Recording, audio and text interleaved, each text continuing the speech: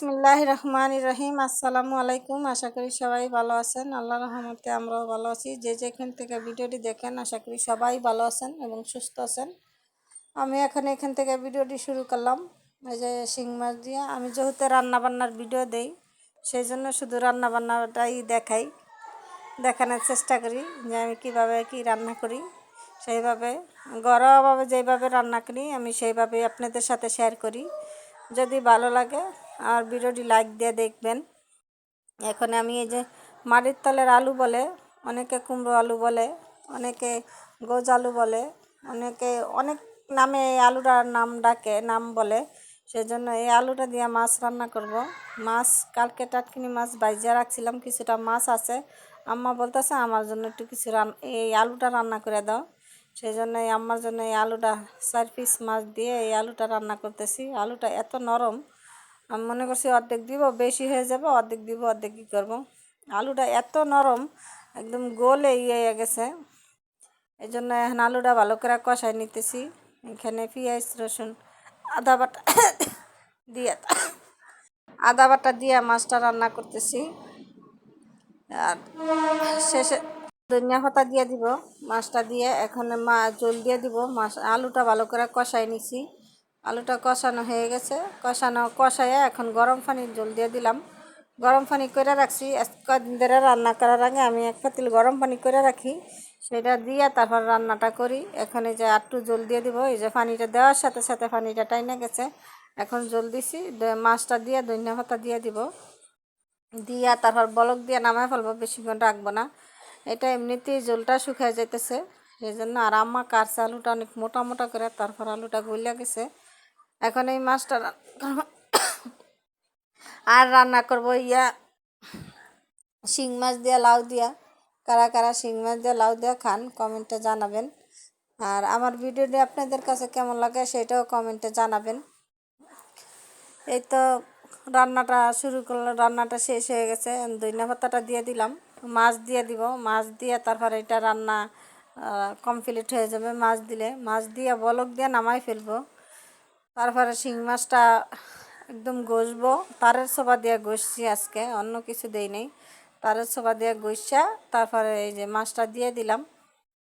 এখন আর আম্মা সবজি টবজি কাইটা দেয়, সেই জন্য আমার সুবিধা হয় রান্না করতে কষ্ট হয় না। আর আজকে 2 দিন ধরে আমাদের খালা নাই, কাজ করার খালা। উনি আবার বেড়াইতে গেছে দেশে, আসে নাই। আজকে 4 দিন হয়ে গেছে। আম্মাই লাঠি দিয়ে ঘর ফুছে। আমি ঘর ফুছতে পারি না আমার হাতের সমস্যার জন্য, সেই জন্য আমি ফুছি না। আম্মাই ঘর দুয়ার পরিষ্কার করে আর আমি রান্নাটা করি। কাইটা কুটাও আম্মাই দেয়, রান্নাটা খালি আমি রান্না করি। মাছ টাছ পরিষ্কার করে তারপর রান্নাটা বসাই দিই। এখন এই যে আদা রসুন বাটা দিয়ে দিলাম আর পেঁয়াজ দিয়ে দিলাম, একটু ভাজা ভাজা করে মশলা দিব। এটা লাউতে বেশি মশলা দেই না, শুধু পরিমাণ মতন হলুদ দেই আর সামান্য একটু মরিচের দিলে দেই, না দিলে শুধু হলুদ আর কাঁচামরিচ দিয়ে মাছটা রান্না করি। আর একটু দিয়ে দিব জিরার ফাঁকি, গুঁড়া করা জিরা। সে জিরাটা দিয়ে দিব। ধনিয়া গুঁড়া নাই, ধনিয়া গুঁড়াটা শেষ হয়ে গেছে। এখানে যে জিরা গুঁড়া দিয়ে দিলাম, সামান্য একটু জিরা গুঁড়া দিয়েছি। লাউতে জিরা গুঁড়ো না দিলেই ভালো লাগে আমার কাছে। সব তরকারিতে সব মশলা খাটে না, সেই জন্য আমরা দেই না। অনেকে রান্না করে সব মশলা দিয়েই আমরা সব তরকারিতে সব মশলা দিই না। এখন এই যে শিং মাছটা কাইটা ধুয়ে পরিষ্কার করে নিলাম।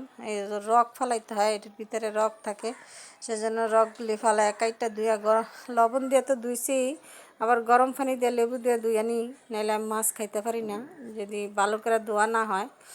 এই যে মাছটা ধুইছি, তারপরে আমি আজকে এই শিং মাছ ধুইছি না, যেদিন আমি শিং মাছ পরিষ্কার করি বা করি সেদিন আমি খাইতে পারি না, গন্ধ লাগে আমার কাছে। আর সারাদিন তো গন্ধ হাতেতে যায়ই না মাছ ধুইলে। তারপরে তো ধুইতে হবে, খাইতে হবে, তো ধুইতে হবে, তো সেই জন্য ধোয়া লাগে। এখন এই একটা লাউ আম্মা দিছে। লাউটা বেশি একটা সুবিধার না, নরম না লাউটা। আজকে আনছে, পরশু দিন রান্না রাখছিল রাত্রে, কালকে আর রান্না করে নাই, আজকে রান্না করলাম। কালকে তো ফুলকপি রান্না করছি, সেই জন্য আর ফুলকপির ভিডিওটা দেওয়া হয় নাই। এখানে শিং মাছ দিয়ে লাউটা, এই মাছটা ভালো করে কষাই নিছি। এই যে কাঁচামরিচ আর হলুদ আর সামান্য মরিচের গুঁড়া দিয়া তারপরে যে মশলাটা কষাইয়া তারপরে এখন মাছটা নামাই নিব। মাছটা উঠায় প্লেটে নিব। এবার উঠায় তখন লাউটা কষায় তারপর লাস্টে দিয়ে লাউটা যখন নরম হয়ে আসবে তখন এই মাছগুলি দিয়ে দিব। আর একাত্রে মাছ দিয়ে কষাইলে এই মাছগুলি ভাঙ্গে যাবে, সেই জন্য মাছগুলি আমি তুলে রাখতেছি বাটিতে। আমি যেহেতু এই রান্নাবান্নার ভিডিও শেয়ার করি, সেই জন্য আমি রান্নাবান্নার ভিডিও দেওয়ার চেষ্টা করি আপনাদের মাঝে। রান্নাবান্না শিখাই না, আমি রান্নাবান্না যেরকম পারি মানে আমি সেরকম ভিডিও দিতে থাকি, দেওয়ার চেষ্টা করি। এখন এই যে লাউটা হয়ে কাইটা রাখছি আম্মা, আমি ধুয়ে এখন এই যে দিয়ে দিলাম চুলাতে। মনে হয় যেন এক কড়াই উন্নে যাবে। তা লাউ উনলে একদম অল্প হয়ে যায় না, আজকের লাউটা বেশি একটা উনে নাই, শক্ত শক্ত রয়েছে একটু। তারপরে রান্নাটা করলাম। আমার শিং মাছ দিয়ে খাবে, ওইবারও আনছিল খাইতে শিং মাছ, লাউ দিয়ে খাইতে খাইতে পারে নাই। ওই লাউ লাউ আনা হয় নাই আর খাওয়া হয় নাই, সেই জন্য এবার আনছে। আইনাক বলছে যে শিং মাছ দিয়ে লাউ রান্না করতে, সেই জন্য আমি শিং মাছ দিয়ে লাউ রান্না করি। কে কীভাবে খান কমেন্টে জানাবেন। আমরা বেশি মশলা দেই না এই লাউ তরকারিতে, কোনো ধনিয়া জিরা অনেক কিছু দেই না, খালি রসুন বাটা আর পেঁয়াজ রসুন তো দেওয়াই লাগে, দুইটা তো না দিলে খাওয়ান যাবেই না মাছ, সেই জন্য এই দুইটাই দিয়ে রান্না করি। এখানে যে লাউটা কষাইতেছি ভালো করে কষাইতেছি। যে যেখান থেকে দেখেন দেশ ও দেশের বাহির থেকে যারা যারা দেখেন আমার ভিডিওটি, যারা দেখেন সাবস্ক্রাইব করেন নাই প্লিজ তারা সবাই সাবস্ক্রাইব করে দিবেন, আর আমার ভিডিওটি বেশি বেশি করে শেয়ার করবেন। সবার কাছে অনুরোধ রইলে আমার ভিডিওটি শেয়ার করবেন। এখন আমি এই যে গরম পানির ঝোলটা দিয়ে দিলাম, গরম পানি করে রাখছি এই পানিটা দিয়ে দিতেছি। গরম পানি না দিলে কিছু হয় না, কিন্তু তাড়াতাড়ি হয় না, গরম পানিটা দিলে একটু তাড়াতাড়ি হয় রান্নাটা, সেই জন্য আমি গরম পানিটা কইরা রাখি আগেই, কইরা এখন এই দিয়ে দিলাম ঝোলটা, পরিমাণ মতন ঝোল দিলাম। লাউ তো অনেক পানি উঠে না, আজকে লাউটা ওরকম একটা পানি উঠে নেই, সেই জন্য এই যে মাছগুলি এখন দিয়ে দিলাম। ধনিয়া পাতাটা পরে দিব, মাছগুলি দিয়ে লাড়াচাড়া দিয়ে তারপর ধনিয়া পাতা দিব। এখন আমার রান্না এই পর্যন্তই। যদি ভালো লাগে লাইক কমেন্ট শেয়ার এবং সাবস্ক্রাইব করে আমাদের পাশে থাকবেন। সবাই ভালো থাকবেন, সুস্থ থাকবেন, আমাদের জন্য দোয়া করবেন, আমরাও সবার জন্য দোয়া করি। এখন রান্নাটা শেষ,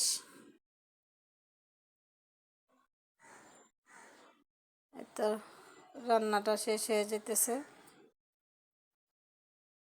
যাতে রান্নাবান্নার ভিডিও দেই সেই জন্য রান্নাবান্নাটাই দেখাই, আমি দেখানোর চেষ্টা করি, খাওয়াটা দেখাই না, শুধু রান্নাটা দেখানোর চেষ্টা করি।